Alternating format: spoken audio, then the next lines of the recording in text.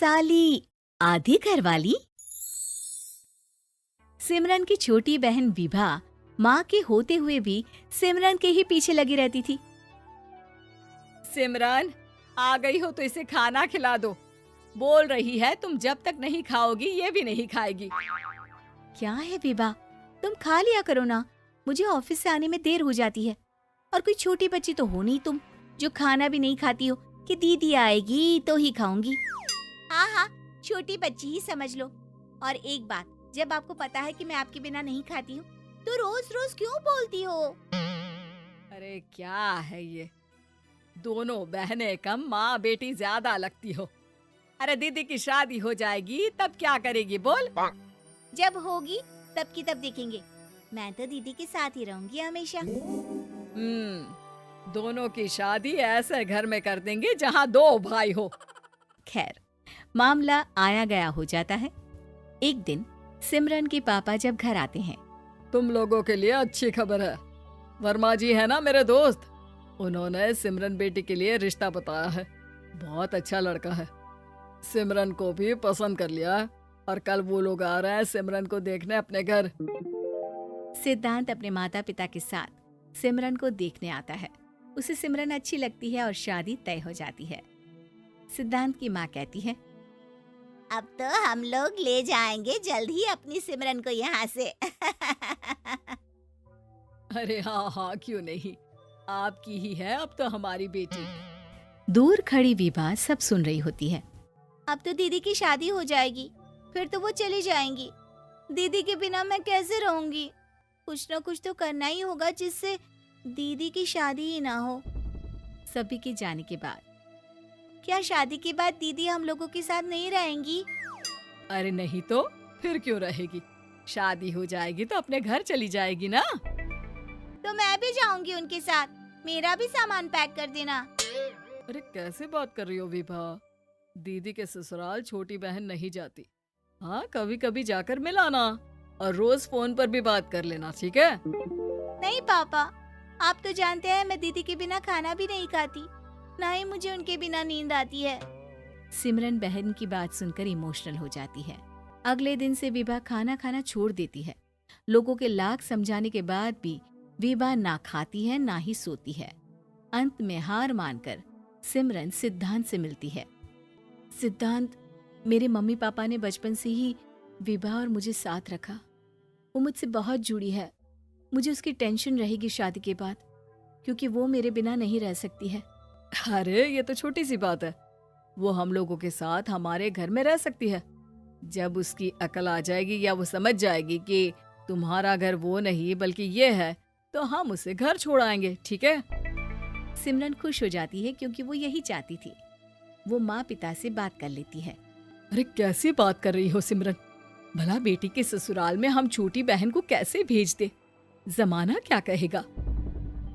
अरे तू पागल हो गया है, मना कर दे। इस शादी में इन लोगों का तो ये चलता ही रहेगा, कभी बहन यहाँ आ रही है, कभी वो बहन के पास जा रही है। अरे शादी हो रही है, कोई मजाक थोड़ी ना हो रहा है ना बाबा ना। माँ कैसी बात कर रही हो, सिमरन से मैं जुड़ाव महसूस कर रहा हूँ और इतनी सी बात के लिए इतनी अच्छी लड़की को कैसे छोड़ सकता हूँ? सिद्धांत की भी जिद होती है कि वो सिर्फ सिमरन से ही शादी करेगा, और होता भी वैसा ही है। सिद्धांत और सिमरन की शादी हो जाती है और दहेज में आ जाती है विभा। शादी के बाद बुआ सास कहती है, अरे माँ ना, साली आधी घर वाली होती है, लेकिन ये क्या, तुम तो उसे घर ही ले आए। तभी चाची कहती है, सिद्धांत को तो हम लोगों ने सीधा समझा था, लेकिन सबसे तेज तो यही निकला। अरे देखो कैसे दहेज तो नहीं लिया, लेकिन साली पर कब्जा कर लिया। सिद्धांत ने इस और तो सोचा ही नहीं था, लोग उन लोगों के बारे में ऐसी भी बात करेंगे। वो वहां से चला जाता है और चुपचाप अपने कमरे में लेट जाता है। क्या हुआ सिद्धांत, तुम अचानक से परेशान हो गए, कोई बात है क्या? अरे नहीं नहीं, वो थक गया था ना, शादी की सारी तैयारी और रस्मों के बीच, सोच रहा हूँ थोड़ा आराम कर लूँ। हाँ ठीक है, आप लेट जाइए, मैं विभा का बेड लगा देती हूँ जमीन पर। क्या? वो यहाँ सोएगी? हाँ, बताया तो था कि उसे नींद नहीं आती मेरे बिना। तो तुम आराम से लेटो ऊपर, हम लोग नीचे बिछा लेते हैं। अरे नहीं नहीं, तुम दोनों आराम से लेटो ऊपर, मैं माँ पापा के रूम में जा रहा हूँ। सिद्धांत वहाँ से दूसरे कमरे में चला जाता है, जहाँ सिद्धांत के पिता उससे कहते हैं, क्या बात है बेटा, तू उस कमरे में क्यों नहीं सो रहा? बहू से लड़ाई हो गई है क्या शादी के पहले दिन ही? अब नहीं पापा, वो दोनों बहनों को बात करनी थी और मुझे नींद आ रही है, तो मैं यहाँ सोने चला आया। अगले दिन सिद्धांत तैयार होकर ऑफिस जाता है। ऑफिस में लंच के वक्त दोस्त कहता है, क्या बात है सिद्धांत, इतना सारा खाना एक ही दिन में? हाँ यार, वो सिमरन को खाना बनाने का शौक है तो उसी ने बनाया है। यार हम लोगों की तो सिर्फ एक ही बीवी है, इसकी तो दो है ना। सिद्धांत को गुस्सा आ जाता है। कैसी बात कर रहा है तू? अरे तू तो भाग्यशाली है जो बीवी के साथ साथ साली भी आ गई। अरे साली लोगों की तो आधी घरवाली होती है, तुझे तो पूरी की पूरी मिल गई। सिद्धांत का पारा अब 7वें आसमान में पहुंच जाता है। वो खड़ा होकर उस लड़के से लड़ने लगता है। हाँ, मेरी शादी में मेरी बीवी के साथ मेरी साली भी आई है, ये सच है, लेकिन सिर्फ कुछ समय के लिए, क्योंकि उसने सिमरन को बचपन से ही माँ की तरह देखा और यूं अचानक वो सिमरन से अलग नहीं रह सकती थी। इसलिए सोचो, अगर मेरी बीवी उसके लिए माँ का स्थान रखती है तो मेरा दर्जा क्या हुआ? तभी वहाँ बॉस आ जाता है।